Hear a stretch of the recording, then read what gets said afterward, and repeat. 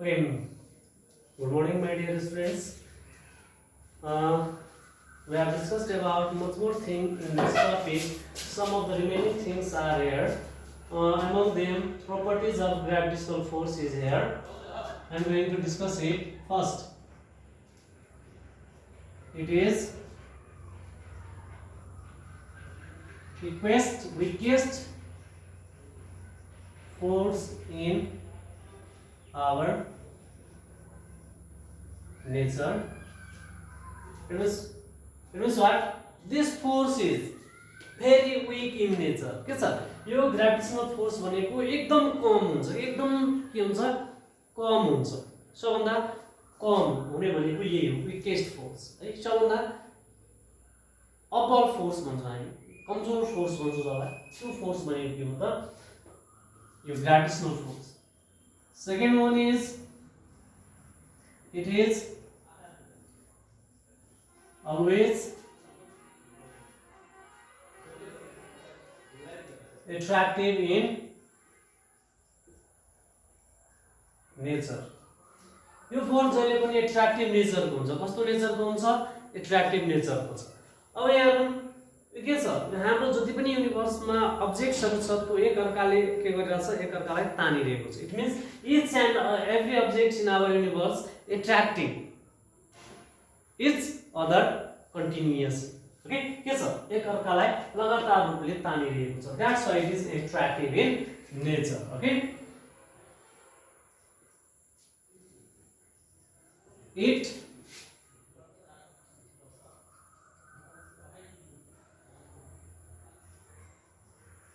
follows inverse square rule. यसले के गर्छ त? इन्भर्स स्क्वायर रूल पनि फलो गर्छ. के फलो गर्छ? यसले इन्भर्स स्क्वायर रूल फलो गर्छ. For example, f is inversely proportional to 1 by d square u. That is what? That is what? f is 1 by d square. Your rule, this rule is obeyed by the force, gravitational force. Okay, यो force ले के गर्छ? Inverse square रूललाई पनि follow गर्छ. Fourth, it is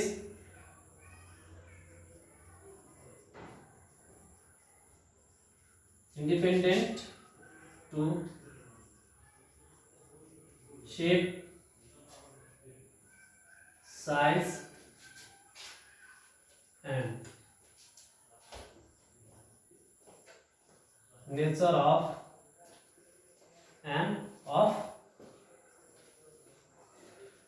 objects. अब यहाँ यो force चाहिँ के हुन्छ? शेप, साइज र त्यो अब्जेक्टको नेचरसँग पनि इन्डिपेन्डेन्ट हुन्छ. के हुन्छ मतलब जस्तो सुकै शेप साइज होस्, चाहे सानो होस् ठुलो होस्, त्योदेखि यसलाई कुनै वास्तै हुँदैन है, इन्डिपेन्डेन्ट नेचरको हुन्छ. And five one is it is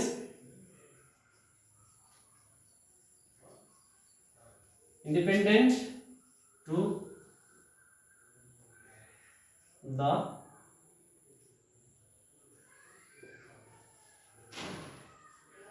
nature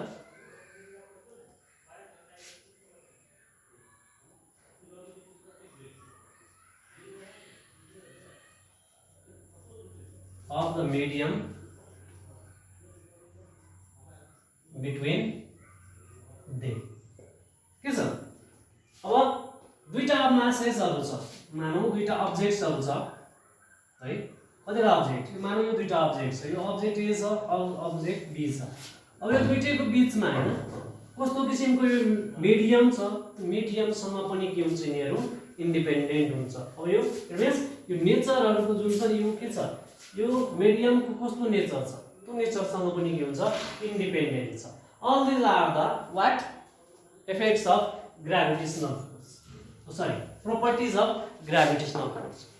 Another is effects.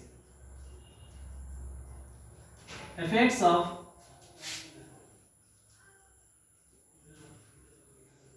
gravitational force. First one,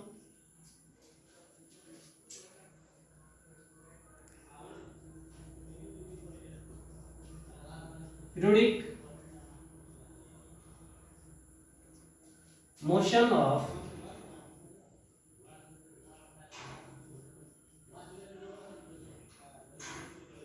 planets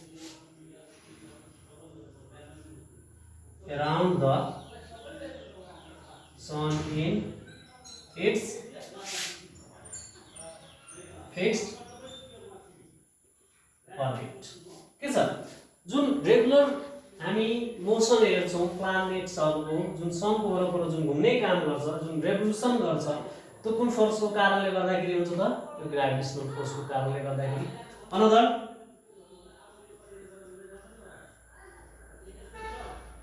formation of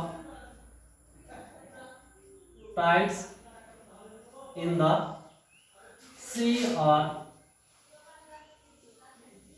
ocean के छ जुन हामी टाइड्सहरु हेर्छौं टाइड्स भनेको समुद्री छालहरुलाई हामी हेर्छौं ज्वारभाटाहरु हेर्छौं त्यो सबै केको कारणले गर्दाखेरि हुन्छ यो ग्रेभिटेशनल फोर्स के छ when the gravitational force between sun moon and the earth acting together then the tide forms in the sea or ocean जब के हुन्छ सन मून र अर्थ को बीचमा ग्रेभिटेशनल फोर्स लाग्छ तिनटैको केसमा हैन त्यो अवस्थामा चाहिँ के हुन्छ सीमा समुद्रहरुमा चाहिँ ज्वारभाटा हुन्छ है another is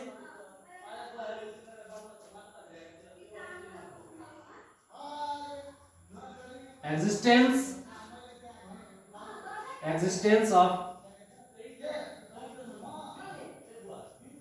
atmosphere around the earth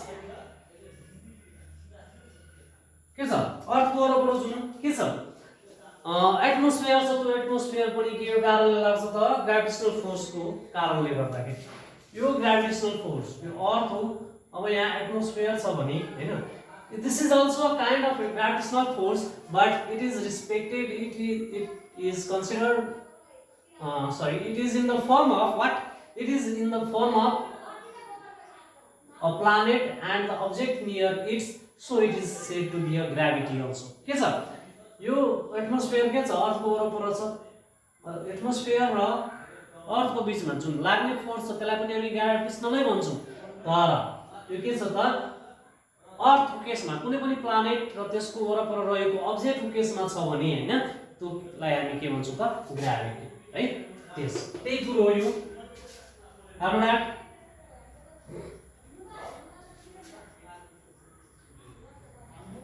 motion of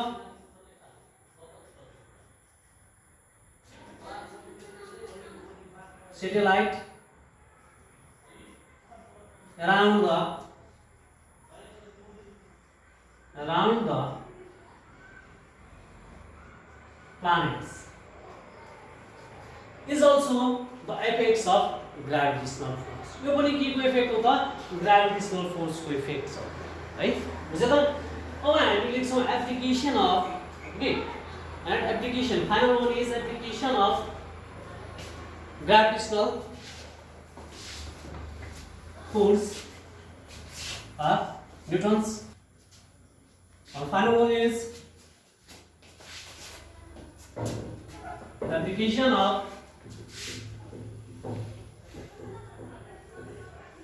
Newton's formula अब यहाँ न्यूटन्स फर्मुला न्यूटन्सले त दियो अब यो के को लागि युज गरिन्छ त्यो एप्लिकेसन को कुरा हेरौँ है it is used to measure the distances between the heavenly bodies जति पनि हेभनली बडीजहरु छ तिनीहरुको डिस्टेन्स मेजर गर्नको लागि पनि के गरिन्छ त यो न्यूटन्स फर्मुला अप्लाई गरिन्छ another is it is used to measure the masses of heavenly bodies. It is also used to measure the masses of heavenly bodies. जति पनि heavenly bodies हरु छ हैन, unknown heavenly bodies हरु छ जसको मास पनि के गरिन्छ त यो न्यूटन्स फर्मुलाको हेल्पले मेजर गरिन्छ है. All these are the what properties, effects and application of gravitational force and Newton's formula. Okay, this much for today. In our next classes we will discuss about weight and acceleration, mass, all these things. Okay, thanks class.